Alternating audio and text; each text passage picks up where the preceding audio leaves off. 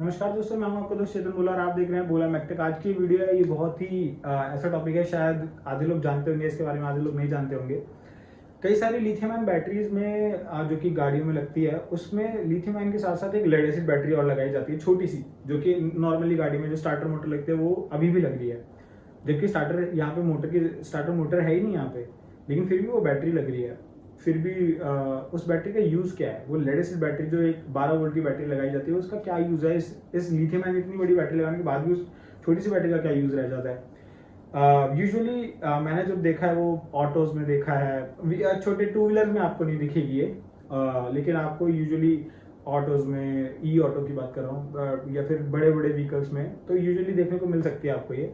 But depend करता है, कई लोगों ने अंदर से ही बैटरी के अंदर से ही पावर ले ली होती है, लेकिन कई लोग बाहर से लेते हैं।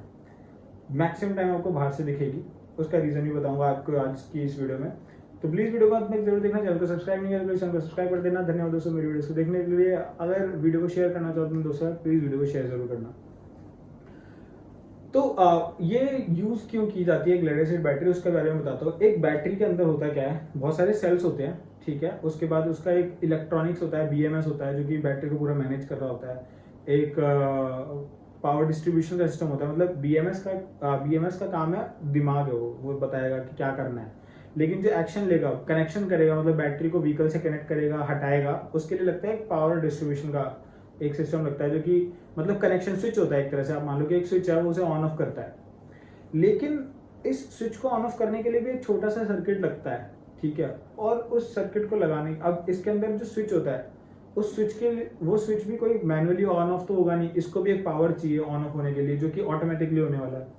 अब अगर मैं इसको बैटरी से कनेक्ट कर देता हूँ, जो लिथियम आयन बैटरी है उससे कनेक्ट कर देता हूँ, तो क्या होगा कि वो कहीं ना कहीं थोड़ी बहुत एनर्जी से लेता रहेगा और उसको ड्रेन कर देगा, सेल्स को ड्रेन कर देगा, सेल्स खत्म हो जाएंगे, सेल्स को पूरा, मतलब उसकी जो अलाउएबल लिमिट्स है ना, कि इस वोल्टेज से इस वोल्टेज तक चलना चाहिए, इतनी से, मतलब जैसे अगर मैं पूरा ड्रेन करता हूँ ना सेल को, तो अगर आप कभी भी लिथियम आयन बैटरी या फिर किसी भी बैटरी को देखोगे, तो वो ऐसा नहीं था कि 0 वोल्ट तक लेके जाते, 0 वोल्ट तक नहीं लेके जाते उसे, एक अलाउएबल लिमिट तक लेके जाते हैं और उसके बाद उसे प्रोटेक्शन के लिए छोड़ देते हैं। मतलब उसकी डीओडी होती है, डेप्थ ऑफ डिस्चार्ज से नीचे नहीं लेके जाते, ताकि वो चार्जिंग कर सके वापस, और वो उसको चार्जिंग, उसकी लाइफ बची रहे, उसको ज़्यादा दिनों तक हम यूज़ कर सकें, इसलिए उसको ज़्यादा नीचे नहीं लेके जाना होता। लेकिन अगर मैं उसको कनेक्शन को छोड़ दूंगा, जो इलेक्ट्रॉनिक्स मैंने बैटरी में सेल्स के अलावा लगाई है, बीएमएस और ये इलेक्ट्रॉनिक्स, अगर मैं इसको लगा के छोड़ दूंगा, तो क्या होगा, उसे उसका करंट चूसते रहेंगे धीरे धीरे और वो खत्म हो जाएगी बैटरी।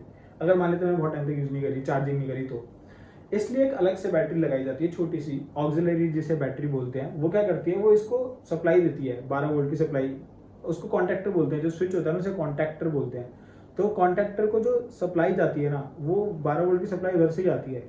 वो 12 वोल्ट की सप्लाई पहले इस कॉन्टैक्टर को ऑन करने के लिए छोटा सा सर्किट लगा होता है, उस पर जाती है और वो इसको सप्लाई देता है। और बीएमएस उस सर्किट को बताता है कि भाई कब ऑन करना है, कब ऑफ करना है। तो एक्शन बीएमएस लेता है, मतलब इंफॉर्मेशन बीएमएस देता है कि भाई ऐसा कर दो, मतलब वो कमांड देता है। और एक्शन जो लेता है वो ये छोटा सा सर्किट होता है, और जो एक्चुअल में सर्किट को ऑन ऑफ करता है वो कॉन्टैक्टर होता है। तो ये जो सप्लाई है ना, ये सप्लाई देने के लिए वो एक ऑक्सिलरी बैटरी लगती है। अब टू व्हीलर में ये क्यों नहीं लगती? क्योंकि टू व्हीलर में इतना ज़्यादा करंट यूज़ नहीं होता जितना कि हमारे थ्री व्हीलर से यूज़ होने वाला है, जितना हमारे बड़े बड़े व्हीकल से यूज़ होने वाला है। तो ज़्यादा करंट लगने के चक्कर में हमें कॉन्टैक्टर लगाना पड़ता है, क्योंकि इसकी करंट रेटिंग बहुत हाई होती है कॉन्टैक्टर्स की। वेयर अगर हम बात करें उसकी, अगर हम टू व्हीलर की बात करें तो उसमें मॉसफेट से काम चला लेते हैं। मॉसफेट्स होते हैं, मॉसफेट के अंदर सेमीकंडक्टर्स के थ्रू ही ऑन ऑफ हो जाता है। अगर उसमें भी करंट बहुत ज़्यादा होगा तो प्रेफरेबल यही है कि आप कॉन्टैक्टर यूज़ करो, मॉसफेट फटने वगैरह के चांसेस कम रहते हैं। लेकिन कॉन्टैक्टर में भी अगर आप उसकी लिमिट से बाहर करोगे तो उसमें भी वेल्डिंग के चांसेस हो जाते हैं। तो इस तरह की कुछ चीज़ें हैं जो कि इस टाइम पे मतलब बैटरी के अंदर ध्यान रखनी पड़ती है कि भाई कॉन्टैक्टर कौन सा लेना है, पीडीयू कौन सा लेना है, सप्लाई कैसे देनी है, बैटरी से लेनी है या बाहर से लेनी है। तो इस चक्कर में अब जैसे टू व्हीलर का मैंने बताया कि उसमें मॉसफेट यूज होते हैं, तो मॉसफेट को बाहर से सप्लाई चाहिए ही नहीं होती, उसको सेमीकंडक्टर से ही हो रहा था, उसको एनर्जी भी बहुत कम चाहिए उसको एक्टिवेट होने के लिए, और जो भी है तो ड्रेन ही बहुत कम करेगा, एनर्जी भी बहुत कम लेता है वो सेल से, बैटरी से। तो इसलिए उसको हमें अलग से सप्लाई नहीं देनी पड़ती यूजुअली। लेकिन अगर वहाँ कॉन्टैक्टर यूज करेंगे तो उसको भी सप्लाई देनी पड़ेगी। अब लोग क्या करते हैं, ये जो सप्लाई बाहर से दे रहे हैं वो अंदर डायरेक्ट सेल पे लगा के दे देते हैं। अब सेल से अगर आप डायरेक्ट दोगे ना वो वाली एनर्जी, तो क्या होगा कि मान लेते हैं आपने 100 सेल लगाए हुए हैं, उसमें आपने 10 सेल से आपने वो एनर्जी दे दी। अब 10 सेल ही कुछ वोल्टेज बना रहे होंगे, जो मान लेते हैं 12 वोल्ट का अगर सर्किट है मेरा, 12 वोल्ट मेरे 3.2 के हिसाब से 4 सेल से, 4 की सीरीज से बन जाएगा। तो मैं 4 सेल को यूज करूंगा, 100 सेल में से 4 सेल मैंने यूज किए, बाकी 96 सेल जो है वो सेम एनर्जी पे रहेंगे। ये 4 सेल को एनर्जी में यूज करूंगा कॉन्टेक्टर के लिए, तो ये क्या होगा, इम्बेलेंस क्रिएट कर देगा। ये 4 सेल ज्यादा जल्दी ड्रेन होंगे और ये 96 सेल बाद में जाके ड्रेन होंगे। तो एक अगर इसमें इम्बेलेंस क्रिएट हो गया तो फिर बैटरी अच्छे से काम नहीं कर पाएगी, क्योंकि ये वाले सेल जल्दी कट ऑफ कर जाएंगे।